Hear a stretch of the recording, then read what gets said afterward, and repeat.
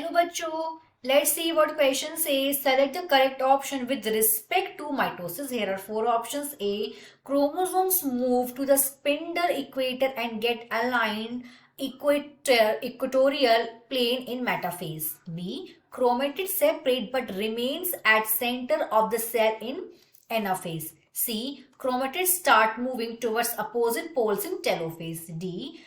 Golgi complex and endoplasmic reticulum are still visible at the end of prophase. Okay. यहाँ पे हमें four options दिए हैं और हमें ये बताना है माइटोसिस के रिस्पेक्ट में कौन सा ऑप्शन करेक्ट है और कौन सा ऑप्शन इनकरेक्ट है. ओके, तो यहाँ पे हमें करेक्ट ऑप्शन बताना है. ओके, तो ऑप्शन नंबर ए में बोला गया है chromosomes moves to the spindle equator and get aligned along equator plate in metaphase. यहाँ पे मेटाफेज स्टेट की बात हुई है माइटोसिस के. तो सबसे पहले हम समझते हैं इसमें बोला गया जो क्रोमोसोम्स हैं वो मूव करते हैं और वो स्पिंडल इक्वेटर की तरफ मूव करते हैं और वो अलाइन करते हैं एक सीधी लाइन में से सेल के बीच में इक्वेटर प्लेन पे आ जाते हैं. तो सबसे पहले मेटाफेज स्टेट में होता क्या है माइटोसिस की.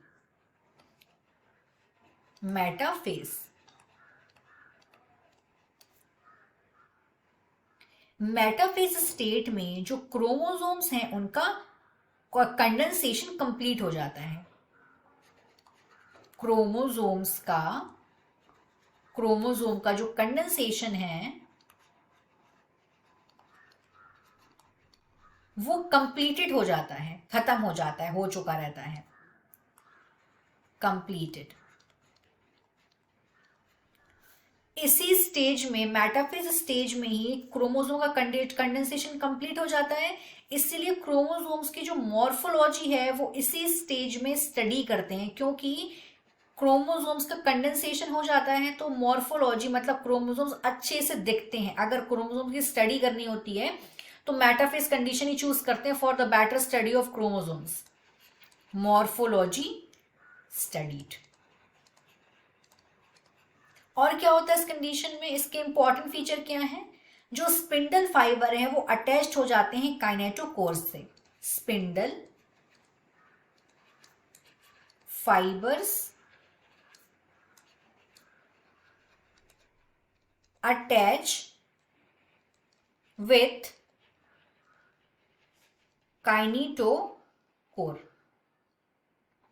और क्या होता है इसमें, जो क्रोमोसोम्स होते हैं, क्रोमोसोम्स जिनका कंडेंसेशन कंप्लीट हो चुका है, ये क्रोमोसोम्स इक्वेटर पे आके लाई कर जाते हैं. Equator lie at the equator.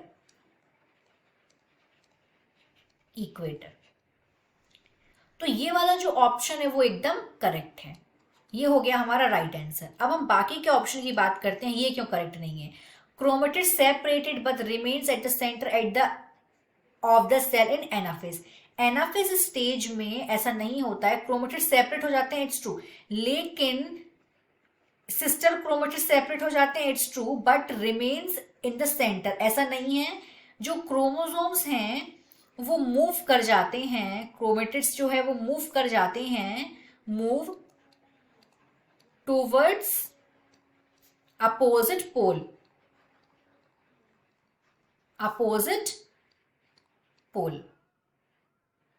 तो ये वाला स्टेटमेंट, इसीलिए ये वाला जो ऑप्शन नंबर बी है वो इनकरेक्ट है. वो ऑप्शन नंबर सी की बात करते हैं.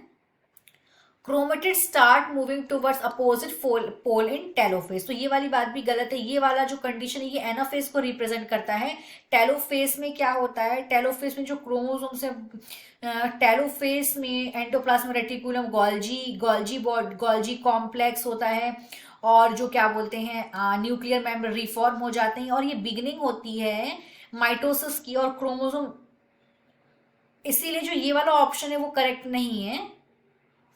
अब हम बात करते हैं ऑप्शन नंबर डी की. ये क्यों नहीं करेक्ट है.